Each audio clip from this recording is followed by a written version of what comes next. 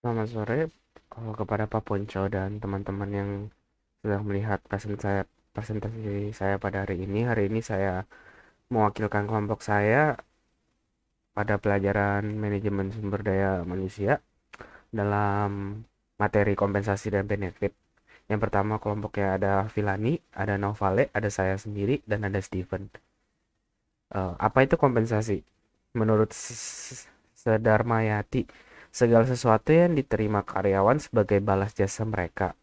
Kemudian menurut Hussein Umar, kompensasi dengan lebih detail lagi bahwa kompensasi adalah segala sesuatu yang diterima oleh pegawai berupa gaji, upah, bonus, intensif, premi, pengobatan, asuransi, dan lain-lain yang sejenis langsung dibayarkan oleh perusahaan.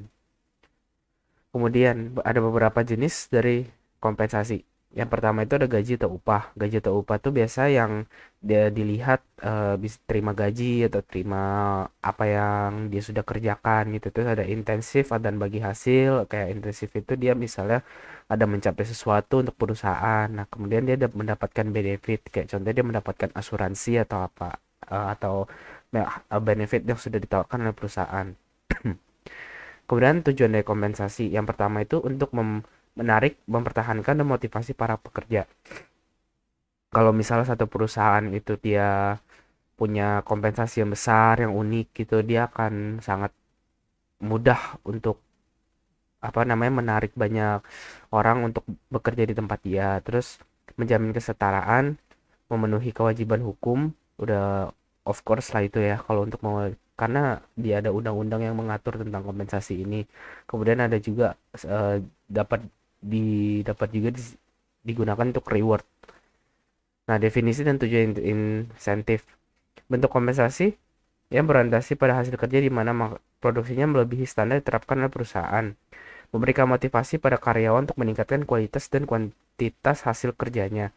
Sedangkan bagi perusahaan sebagai upaya atau strategi meningkatkan produktivitas dan efisiensi.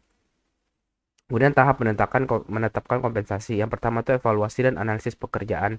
Eh Bagaimana maksudnya evaluasi dan analisis pekerjaan tuh sebagai atasan tuh melihat bagaimana karyawannya bekerja, bagaimana sejauh mana dia itu menguasai bidangnya. Nah, kemudian juga ada survei gaji dan upah melihat kalau misalnya emang dia emang dia mahir di bidangnya tetapi gajinya begitu-begitu saja, otomatis orang tersebut akan mudah untuk pindah. Maka dari itu sangat penting di survei. Kemudian itu menilai harga tiap pekerjaan.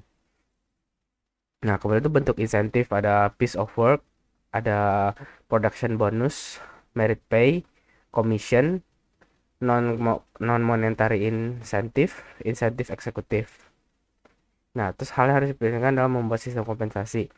Adil secara internal. Kompensasi harus memenuhi rasa keadilan bagi setiap karyawan. Kemudian memiliki daya saing, mempunyai nilai dalam bersaing dengan pasar. Kinerja yang baik. Pemberian kompensasi menunjang keberhasilan. Terjangkau berdasarkan kemampuan perusahaan. Kemudian juga mudah dijelaskan yang membuat setiap orang tuh memahami dan mengerti sistemnya. Ada juga mudah diatur, itu membuat fleksibilitas terhadap perkembangan bisnis perusahaan. Nah, tahap-tahap penentukan kompensasi. Yang pertama itu menyelenggarakan survei gaji, yaitu survei mengenai jumlah gaji yang diberikan sebanding 6 perusahaan lain. Menentukan nilai pekerjaan setiap perusahaan melalui evaluasi pekerjaan. Mengelompokkan pekerjaan yang sama atau sejenis dalam tingkat upah yang sama. Menetapkan harga tiap tingkat gaji dengan menggunakan garis upah.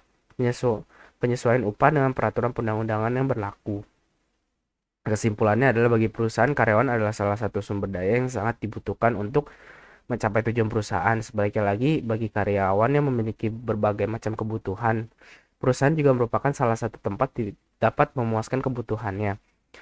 Kompensasi merupakan ketidakseimbangan yang diberikan oleh perusahaan atas jasanya dalam melakukan tugas, kewajiban dan tanggung jawab yang dibebankan kepadanya dalam rangka tujuan untuk perusahaannya. Kompensasi yang berdasarkan pekerjaan atau senioritas tanpa memperhatikan kemampuan dan keterampilan yang sering diberikan oleh perusahaan yang menghasilkan kinerja yang baik dan kinerja yang baik dari perusahaan, karena kompensasi yang diberikan oleh perusahaan tidak adil dan tidak sesuai dengan harapan mereka. Sebaliknya kompensasi ini akan membuat karyawan tidak akan berprestasi menjadi benalu bagi perusahaan. Kompensasi akan memberikan berdasarkan kinerja dan keterampilan karyawan untuk memuaskan karyawan, sehingga diharapkan karyawan bekerja untuk meningkatkan kinerjanya. Sekian dari perwakilan presentasi dari saya. Makasih.